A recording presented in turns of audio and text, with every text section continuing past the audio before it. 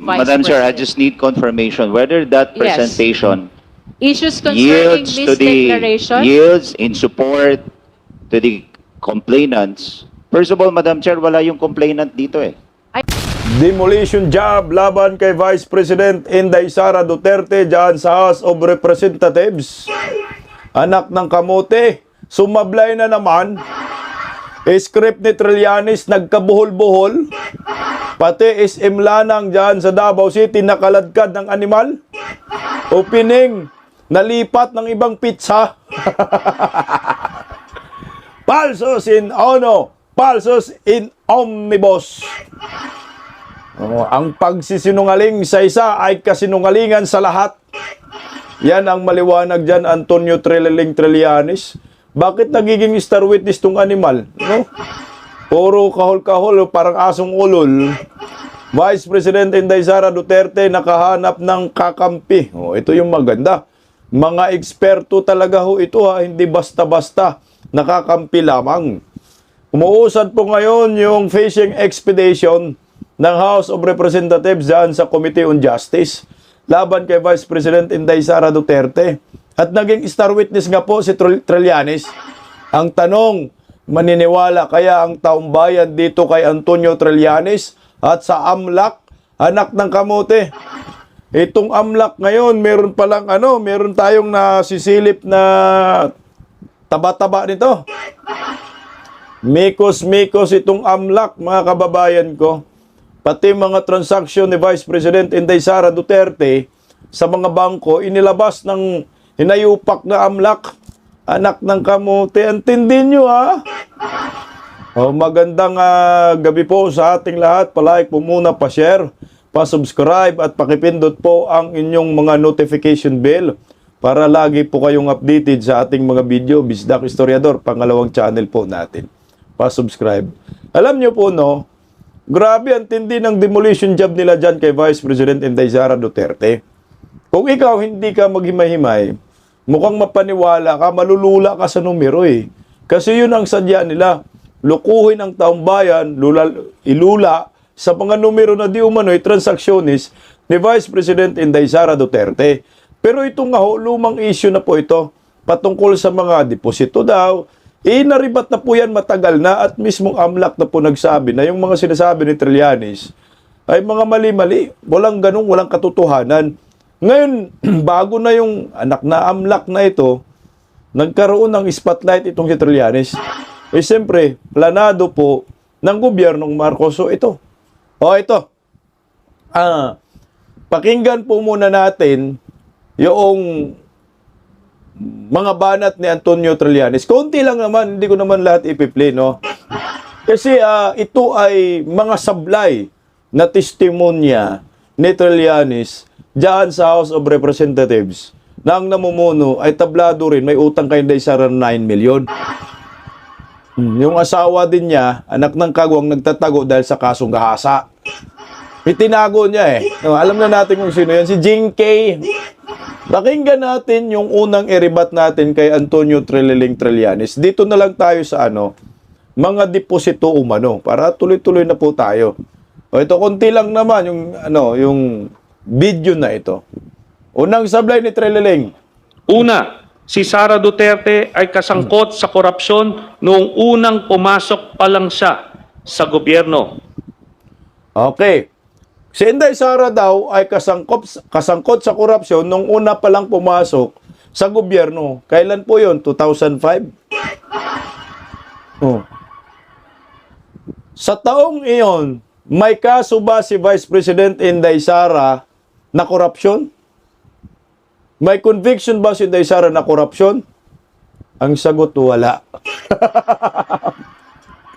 So yung una mo, anak ng kamote, sablay ka na. Marites paninirang puri. Gawa-gawang isyo. Kasi madaling magsabi sangkot sa korupsyon eh. Pero ang tanong, may kaso ba? Nakasuhan ba? May conviction pa? Ang sagot, zero. Wala. O dyan pa lang, sablay na si Trillanes. Sige, pangalawa. Pangalawa, si Sara Duterte ay may mga tagong yaman na nakuha niya sa mga illegal na paraan. Tagong yaman, nakuha niya sa mga illegal na paraan. Tika, may mga kaso ba si Inday Sara na illegal? May mga business ba si Inday Sara na illegal? Anong business na yan? Nasampahan ba ng kaso? Kailan? Nakuha, mantakin mo yung nakuha eh. Saan? Anong pizza kailan? Tangin namin oh. Sige, pangatlo. Pangatlo, si Sara Duterte ay hindi nagdedeklara ng kanyang tunay na yaman sa kanyang salin. Tunay na yaman sa kanyang salin. Pati yaman ni Manscarpio eh, nisilib ninyo. So may ill-gotten wealth, tika nga. Moro-moro na naman. Walang ebidensya. Ang salin ay hindi po yan basihan ng tinatawag na tagong yaman. Hindi po yan mapapatunayan dyan sa salin. Kasi ang salin yan, putangin na, ikaw naman na magawa-gawa dyan eh. Kamusta naman ang salin mo, Trillanes? Kamusta naman ang salin ni Bongbong Marcos, Martin Romualdez, Lisa Marcos, at iba pang mga kongresista dyan sa Kongreso? Eh si Inday Sara nga, hindi man lang masabihan na may construction company, nangungontrata, kontraktor, walang ganun. Again, ito haya-kahaka. Mamaya, sasagutin natin yung salin nila no na pinangandakan na talagang makakabulag eh. Nakakabulag yung mga numero. Okay, tuloy lang. Pang-apat. Pang-apat, sina Sara Duterte at ang mga malalapit na miyembro ng kanyang pamilya na sina Rodrigo Duterte, Pulong Duterte, Baste Duterte, Hanilet Abansenya at Kitty Duterte ay tumanggap ng daang-daang milyon na pera mula kay Sammy Uy na isang kilalang drug lord. Anak ng kagwang, no? Dito pa lang, sablay ka na. Si Sammy Uy, ba sino ba si Sammy Uy? Anak ng kamote. Drug lord daw. Tumatanggap ng pera ang pamilyang Duterte. Lahat na kasama si Kitty Duterte. Diyos ko. Kung tumatanggap ng pera galing sa droga, ang pamilyang Duterte, anak ng kagwang si Tatay Digong, bakit pa ako tatakbo sa pagkapangulo? Anak ng kamote, bakit yung bahay ni Tatay Digong hanggang ngayon lumang-luma, walang pintura? Kung tumatanggap ng drug money, bakit ba ang pamilyang Duterte ay magpakahirap dito sa animal national position na ito para lamang sa bayan? Kung tumanggap ang mga Duterte, dapat may mga kaso na yan sa panahon ni Pinoy. Oh, sa panahon ni Utang Gloria Macapagal Arroyo, kasi 2005 daw eh. Nag-uumpisa eh. Yang inano nila kay Inday Sara. Anak ng kamote. Wala nga kasong ganun. Ni minsan. Mantakin mo dyan palang sablay ka na eh. Yung inakusahan mo na tumatanggap ng drug money, yan yung galit sa mga drug addict. Pati nakaupo sa Palasyo na Pulburon, galit na galit ang mga Duterte. Nag-war on drugs, tumanggap sa mga durugista, anak ng kamutan, layo, anak. Saan ka nakakuha ng kapal na mukha, Antonio Trillanes? Pati si Kitty Duterte daw. Kung tumanggap si Kitty Duterte, magpakahirap pa yung bata, magbibinta ng deodorant sa online, sa social media, at kung ano pang ginagawa nila. Hindi na ganun. Magpakatahimik na lang ako. Yan is ang malaking pagkakamali mo, Trillanes, dahil sinabi mo, tumatanggap ng pera sa mga drug lord. Utangin na, layo naman sa personalidad ng mga Duterte yan. Tuloy. Ang grand total na nakuha ng Duterte family mula sa isang drug lord na si Sammy Uy ay 181,653,487.36. Saan galing yan? Nang listahan mo? Sino yung source mo? 1 million lang? Putang ina naman, drogang pinag-uusapan eh. Bakit 1 million? 181 million lang? Tama? Ano, 181 million. Tapos may 0.36 ka pa? Anak ng kamuti. Drug lord nga eh. Pag drug lord, galing sa drug lord, yung pira, wala na nga ni sintimo. Oh. Dapat malita-malita din pira kasi drug lord, di ba? Drug money. Alam nga ni, maglagay ng 0.36 daan sa malita. Anak ng kamote. Ito ay kasinungalingan. Ito ay kalukuhan. Nakakalungkot dahil pinasalita po ng Committee on Justice itong si Trillanes na alam naman natin, imbintor tong buang. Eto, hindi, Ang kopya ng summary ng mga transaksyon sa bangko na nagpapakita ng mga payout ng kilalang drug lord na si Sammy Uy, kina Sara Duterte at sa mga malalapit na miyembro ng kanyang pamilya ay kalakip dito at ginawang bahagi ng salaysay na ito bilang Annex I. Okay, tingnan natin ha. Alam nyo, ang paratang ni Trillanes ay tumanggap daw ng pera itong mga Duterte, drug money, no? Pero bakit ang source niya ay galing sa bangko? Deposito daw. Hindi ba ho, kapag gumawa ka ng kababalaghan at kalukuhan at illegal na mga transaksyon, bakit ba ipadaan mo sa bangko? Anong saysay doon? For what? Para matris ka ng gobyerno, ng mga otoridad, na may pumapasok ka na pera dyan sa bangko mo? Na kahikahinala? Anak ng kagwang, kung ako gagawa ng kalukuhan, daan mo na sa mali-malita. Di ba, Martin Romualdez? Yan ang isang kalukuhan. Kung totoo man yung sinabi ni Trillanes, kung may pera man dyan pumapasok sa bangko, ako 100%. Naniniwala ako hindi to illegal. Legal na nakuha ng mga Duterte. Pinaghirapan nila. Kasi kung illegal yan, bakit ko pa i-deposito sa bangko, anak ng kamote? Gayahin ko na lang si saldi ko. At mga kontraktor, gagawa na rin ako ng sarili kong vault dyan sa bahay. Dyan ko na ilagay ang pera sa bahay ko. Bakit ibang ko para matris? Puro kasinungalingan at kalukuhan lamang yung ginagawa ni Antonio Trillanes. O ito, tingnan mo ha. Ito yung binabanat nila kay Vice President Inday Sara Duterte. Yung sal-in. No? Sal-in daw against transaction sa mga bangko. Alam nyo ho ba, nakakalula talaga ang numero na to. Kung tiningnan mo ho, baka mapaniwala ka lang kung hindi ka mag-research. Teka lang. Ito po yun, no? Yung sinasabi nila na kontrobersya, tagong yaman daw ni Inday Sara Duterte. Tingnan mo kailan po ba yan yung nilalabas nila? Na yan ay galing po sa AMLAC. AMLAC po yan galing. Ipinalabas nila, siyempre, ito, ini-enhance na po ng GMA News. Ang transaction niyan from 2005 to 2026. Pag tinignan nyo po, talagang nakakalula yung numero. Magkano ba? 3.9 billion. No? 3 billion 920 million 955,311. Ito ay labas-pasok daw na pera, no? So siguro na to, na ba to, joint na ba to ni Manscarpio na transaction? O sabihin na lang natin kay Inday Sara. Inday Sara lang lahat.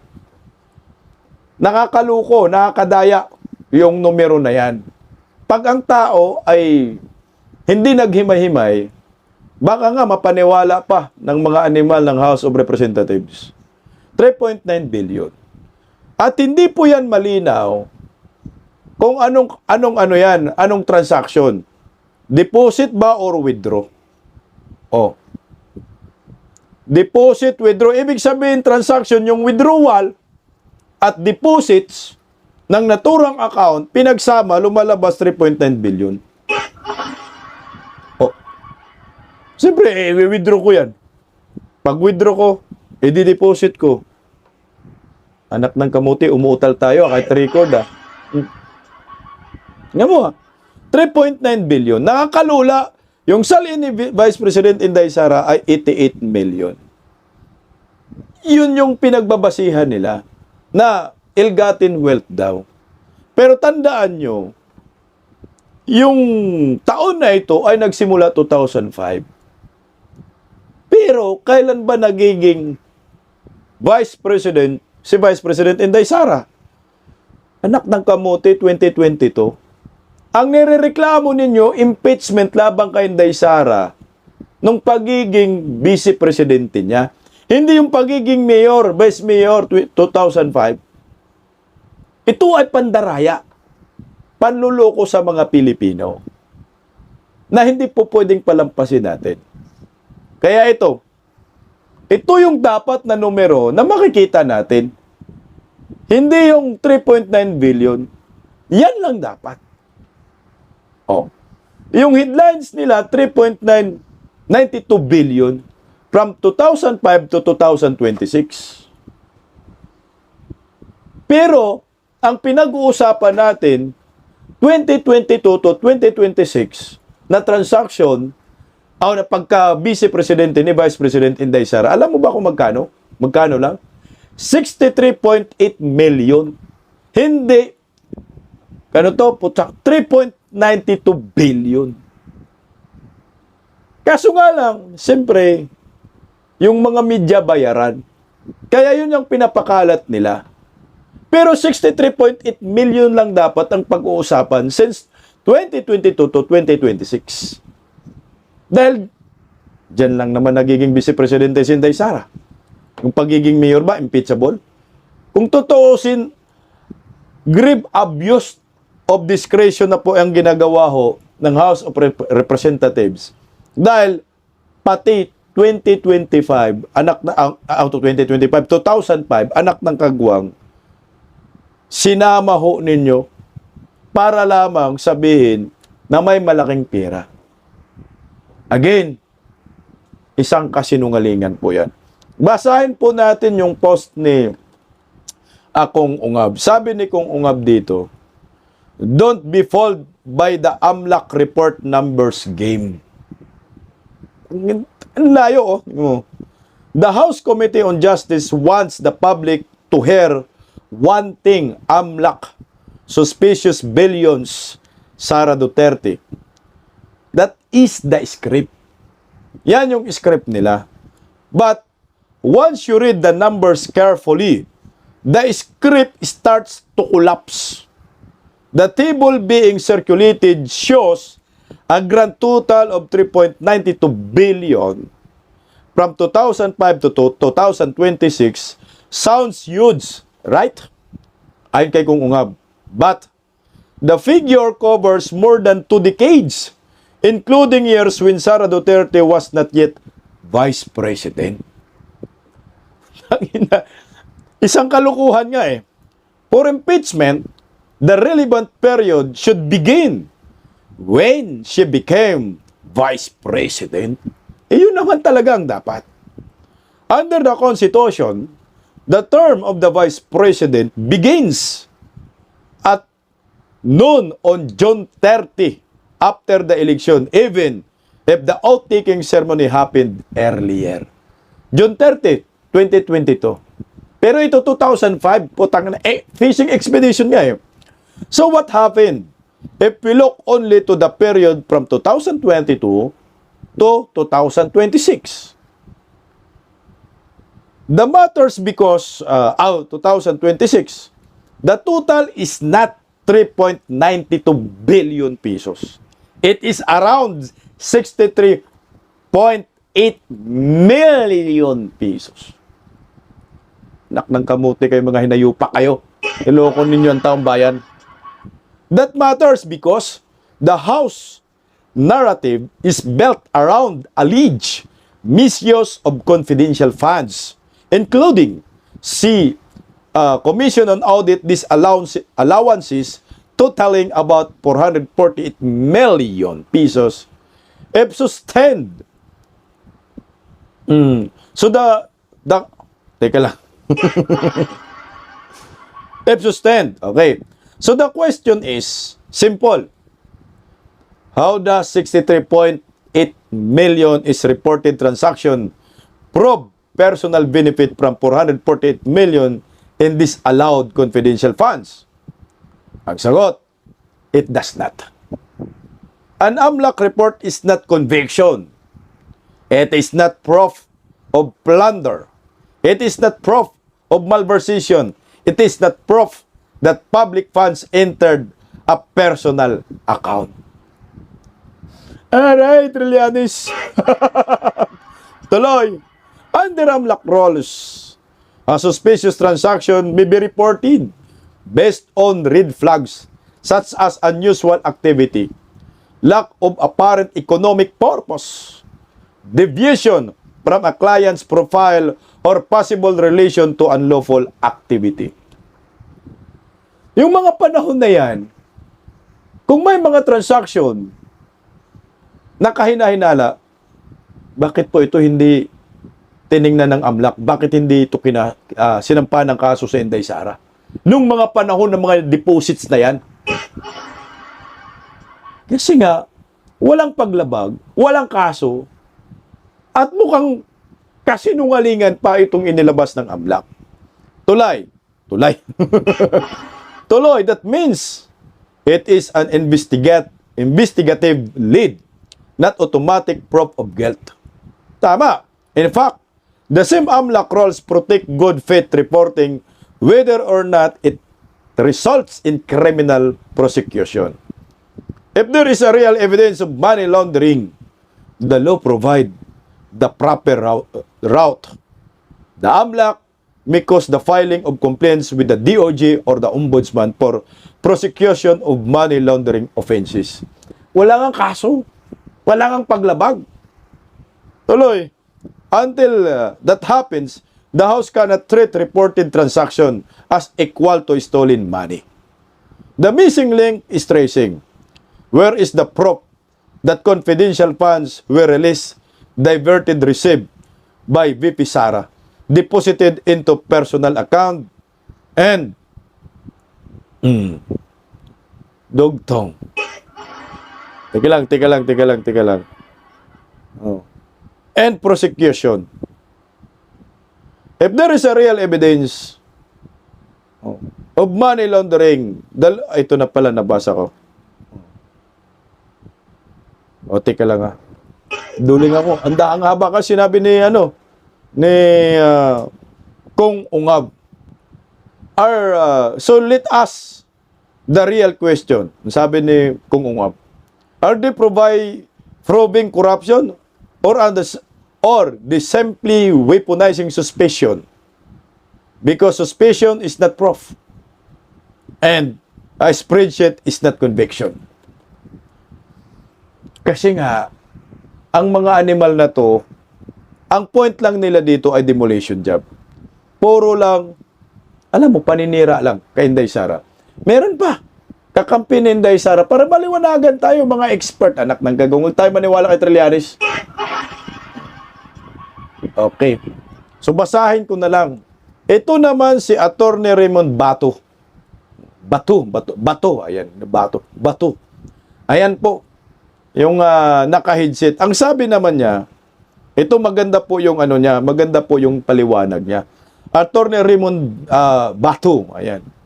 2 decades no money laundering case. Kasi 2 dekada nga yung pinapakita nila 2005 to 2026. Walang kaso si Inday Sara. Ayon kay Attorney Raymond B. Bato, mga kababayan, huwag tayong padadala sa script at optics. Hindi po nakapagtataka kung may mga bank transaction na i-report sa AMLAC. Bahagi po iyan ng sistema sa ilalim ng batas. Ang mga bangko at ibang covered institution ay required mag-report ng covered transactions at suspicious transaction upang ma-check kung may pirang galing sa unlawful activity na ipinapasok sa financial system para magmukhang malinis. Ibig sabihin, ang pagre-report ay bahagi ng monitoring mechanism ng batas. Hindi po yan automatic na ebidensya ng krimen.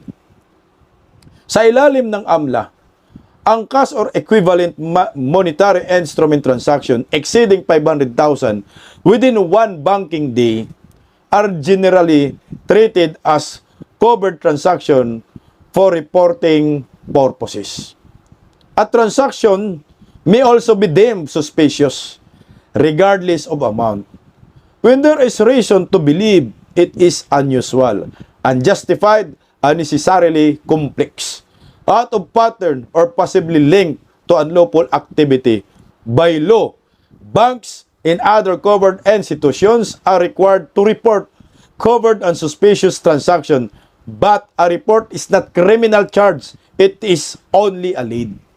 Eh siyempre mag-iimbestiga ka pa eh. Ang tanong, may report ba sa mga panahong iyan? Wala, zero. Kalokohan. Ang malinaw sa mga proceeding na ito ay hindi na walang reporting na nangyari. Ang malinaw ay tila walang money laundering case na inihain batay mismo sa mga aligadong transaction, iyan na umabot na ang 2 dekada.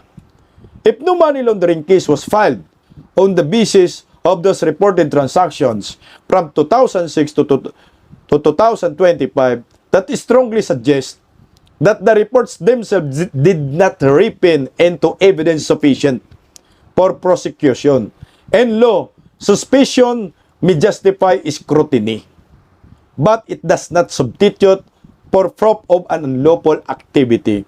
In the fact that no prosecution transpired, the in and out bank transactions are just normal activities.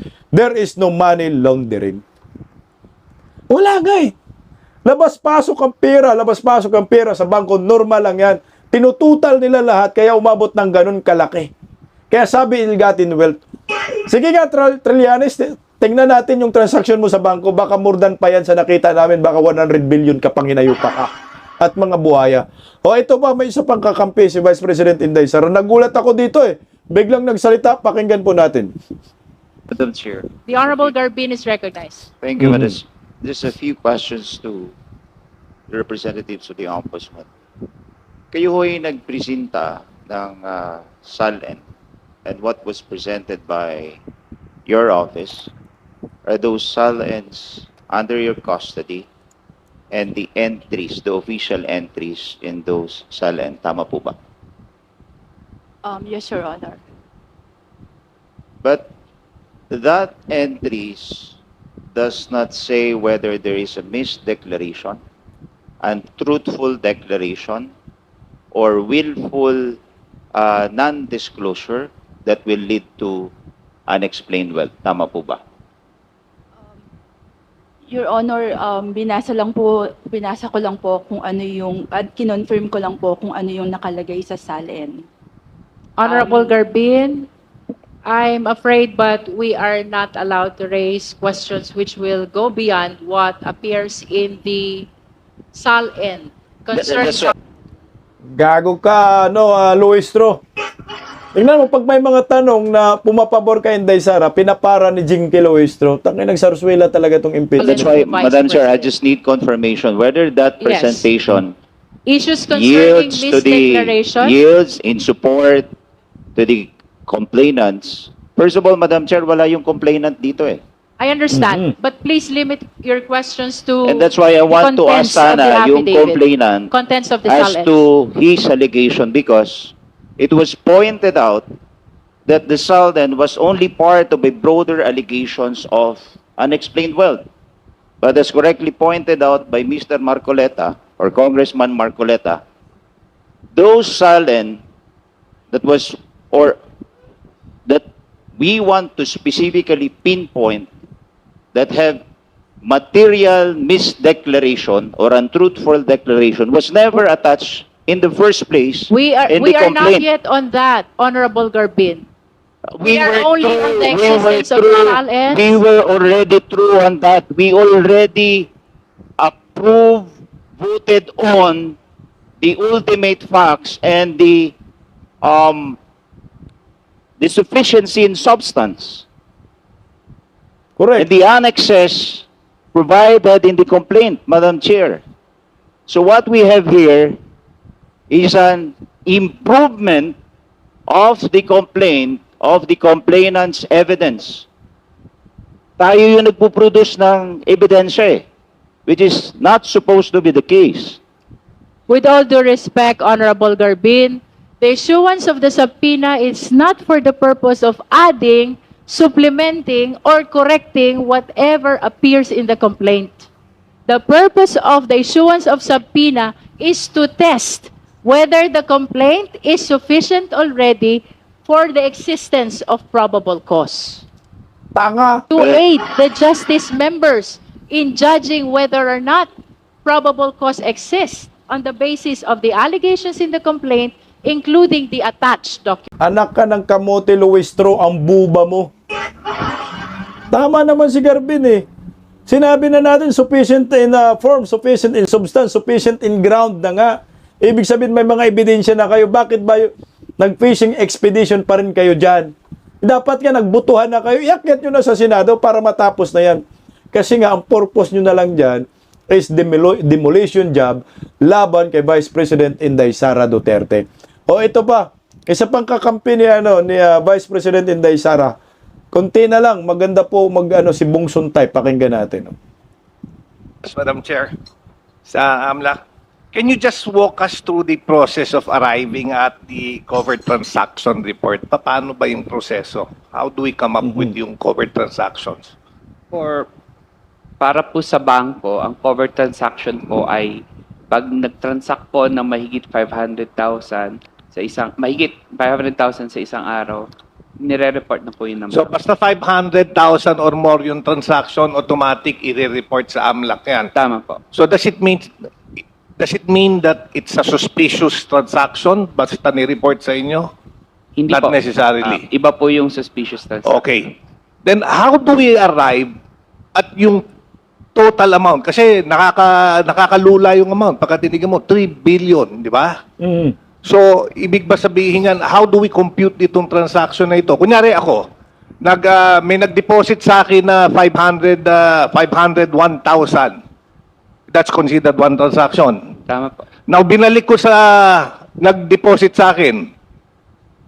That's another transaction. Tama po. Outflow naman. So, outflow naman yon. So, magto-total ngayon yon na 1 million. Kasi may pumasok sa akin 500, may lumabas na 500. Tama ba? Mali? Tama po. So, ganun yon. So, basta labas-pasok, nag-a-add to. So, it doesn't mean na pagka sinabi natin may 3.9, billion, does it mean na merong 3.9 billion sa loob ng account? Tama. Hindi ko po, kung base lang po sa records, hindi ko pa po masabi. Hindi. Gago. Ulul. Kasimple lang katanungan na buaya. Tanga ng baboy na to. AMLAC. Siyempre, hindi yan ang laman ng bank accounts mo kasi yan lang man ang labas-pasok. Winidraw, dineposit, winidraw ko. So, hindi yan ang ibig sabihin na yan ang laman ng account mo. Pati deposit, pati withdraw, tinutal mo. Yun lang yung labas-pasok. Pero hindi yan yung talagang pira mo dyan sa bangko. Di ba? Oink, oink. Tanga ng mga siraulo itong nasa gobyerno talaga, no? Pero ang pinag-uusapan natin dito based dito sa ni-report kasi amount involved 3,772 million. Ang tinatanong ko itong 3,772 million. This is a total amount ng Withdrawal. lumabas, pumasok, ganun. Tama Correct. po. Kagaya ang sinabi mo, Total po ng transaction. Baka nag-deposit sa akin 500, lumabas 500, kinekwenta yon. So every time naglalabas-pasok, nagdadagdag yon. Yung sa theoretical lang po, pero for this case po, hindi ko po masabi yun. Ay, hindi mo masabi. Pero maaaring gano'n. Tangina mo, baboy ka, no? Tama yan si Bong Suntay, no? Hindi ko kasi po pwede i-assume nyo na yung labas-pasok na transaction, yun yung pera na nandyan sa bangko. What for example ako, mag-deposit ako ng kalahating milyon. Kasi gusto ko lang magparami ng transaction dyan sa bangko ko. Pag deposit ko, i-withdraw ko rin. Tapos i-deposit ko uli. Di naka 1.5 na ako, pero magkano po yung pera na hawak ko? Kalahating milyon lang. So, nakailang beses ka mag-transact? 3 beses. So, 1.5 million yung pumasok doon. Pero kalahating milyon lang talaga yung pera ko. Di ba, oink? Hindi ibig sabihin na yung labas-pasok, ayan yung pera mo. Tangin ng baboy na to. Oh. Sagutin mo ng tama ang taong bayan. Huwag mong ilihis. Huwag mong lukuhin. Linawin mo. Hindi pwedeng lukuhin yung Pilipino. Theoretically, posible po yun sinasabi. Oo. Oh, di ba? Now, I would also like to point out Kasi napansin ko, we started 2005, di ba? Mhm. Yung report na binigay nyo, 2005 to 2025. Mm. Apo. Oh, I just also like to put it on record that an impeachable officer can only be impeached for actions involving her term, during her term as an impeachable Impeachable officer. So, sumobra tayo ng ng 14 years.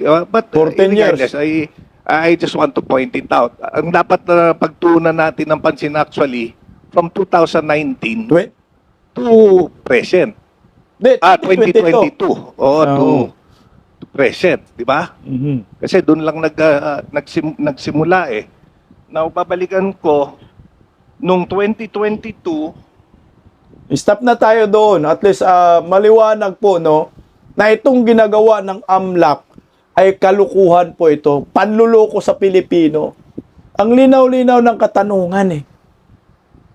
Yung labas-pasok ba na pera, i-considered mo na yan na yung laman? Hindi. Ang makukonsidered mo yung remaining balance. Yung outstanding balance ng account mo. Pero yung labas-pasok, hindi ang considered na pera ng isang depositor na on hand or balance. Nililito lang tayo. Kasi bakit? Utang ina tong buhayang ito, itong hinayupak na Buenaventura, Executive Director ng AMLAC, alam niyo po ba, appointed po yan ni Bongbong Marcos. Kailan po na na-appoint yan? April 14. April 14 ha? Ngayong taon lang, anak ng kamote. 2026. Ang purpose lamang niya dyan ay manira kay Vice President Inday Sara at ilihis ang katotohanan. Putya. O tingnan mo kagaya ho nito. Ito AMLAC. Sinilip ba ho ninyo ito? Yung bilyon-bilyong pera na deposito ninakaw sa Kaban ng Bayan, wala kayong report dyan. Pati yung mali-malita. Pero si Vice President Inday Sara, pinaghirapan yung pera niya, mula nung pumasok siya sa politiko, nagserbisyo ng maayos, sinilip yung hinayupak na kayo.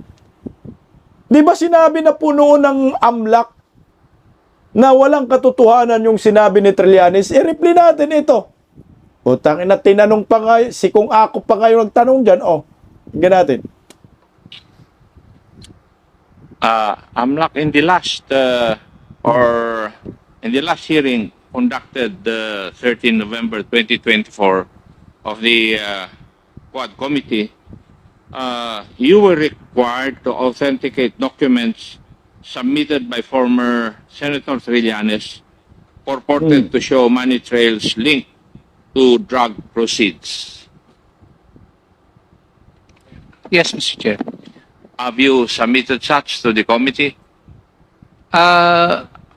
Mr. Chair, in 2016, the Anti-Money Laundering Council issued a public statement which denies that we are the source of the documents or information shown by Senator Trillanes in 2016.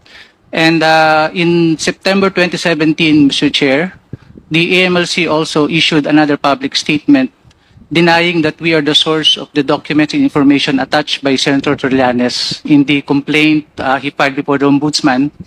And in the same public statement, the AMLC denied that we furnished the Office of the Ombudsman such documents in relation to the complaint by by Senator Trillanes, Mr. Chair. In other words, AMLAC denied that the documents presented by the former Senator Trillanes did not originate from your office. Yes, Mr. Chair.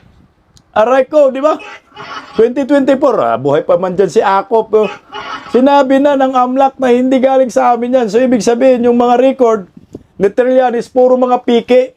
Ang problema, nagkaroon ng espiritu ngayon dahil yung AMLAC ay appointed ni Bongbong Marcos. O, tingnan mo. Sino makapaniwala? Mismong SM Lanang ay nakaladkad. Tingnan nyo ha. Ang sabi ni Antonio Trillanes, ayan o, kitang-kita dyan, payouts from Sammy Oy to Sara Duterte and family. Kailan po? Nakalagay doon may payout, BDO, Unibank, SM Lanang. Kailan po daw nag-deposit? April 24, 2012. Ilang milyon? 7 milyon kay Inday Sara. Ayan o. 7 milyon yung deposito o. Anak ng kamuti meron pang October 2011 yung deposito. Anak ng kamuti. O dalawang deposito sa SM Lanang BDO Unibank sa buwan ng October 2011 at April 2012. Tingnan nyo, kailan po nagbukas ang SM Lanang? Ang SM Lanang nag-open sa Davao City ay September 28, 2012. Anak ng kagwang. Falsos in ono. Falsos in omnibus. Ang pagsisinungaling sa isa ay pagsisinungaling na sa lahat. Dapat ang SM magsalita dyan sa House of Representatives kung kailan nagbukas ang SM Lanang, pati video dyan sa SM Lanang. Paano nagkaroon ng deposito? Ghost mall na naman. Ghost bank. Utangin na, madriagang buwang, no? Ghost deposits. Dito palang katawa-tawa, kalukuhan lamang ang ginagawa ho ng House of Representatives. Basta-basta lang kayo naninira. Ngayon, nagtatagumpay ba kayo? Sagot, hindi. Lalo po kayong mababaon, mga House of Crocodile Farm. Yung mga deposit sa Inday Sara, ginago rin ho ninyo, pinalaki nyo yung amount. Ay putang ina, 68 million lang pala from 2022 to 2026. Ginawa ninyong 3.9 billion. Yung 68 million na yan, labas-pasok lang na transaction doon, deposit and withdraw. Baka nga ho, yung 68 million doon, 7 million lang yung kay Inday Sara pera doon, kung tutuusin. Kasi ang pinag-uusapan dito yung balanse. Alam nga naman, hindi si Inday kakain. May mga bayaran. Ito ay maliwanag na demolition job. Trial by publicity. Black propaganda. Laban sa mga Duterte. Ang tanong, uobra kaya ito? Puta. Lumang tugtugin. Bicoy plus Madriaga equals Antonio Trillanes sinungaling. Ang sundalong kanin. Paggising sa umaga, tanghali at gabi, nakikita ko ang post niya, ang hapdi. Paano nga ba to? Di ako makatanggi. Watch ko na lang at isipin ng mabuti. Bisdak Pilipinas. Bisdak, tinig ng katotohanan. Sa bawat vlog may laban sa kasinungalingan. Mulat ang mata, gising ang masa. Bisdak Pilipinas, para sa bayan, gumigising sa diwa. Sa likod ng kamera, tapang ang dala, walang sinasanto kung mali ang gawa. Hinay-hinay, pero palaban. Boses ng tao sa digital na labanan. Bisdak, tinig ng katotohanan. Sa bawat vlog may laban sa kasinungalingan. Mulat ang mata, gising ang masa. Bisdak Pilipinas, para sa bayan, gumigising sa diwa.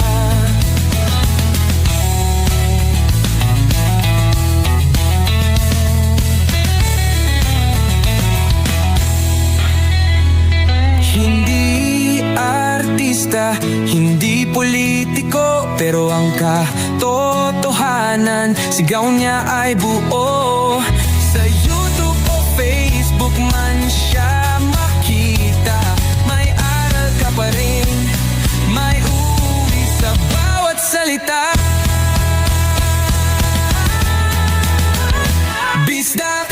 gising sa katotohanan.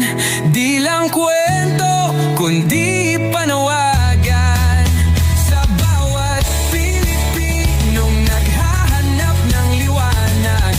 Bista Pilipinas, kasama sa pagbangon ng bayan.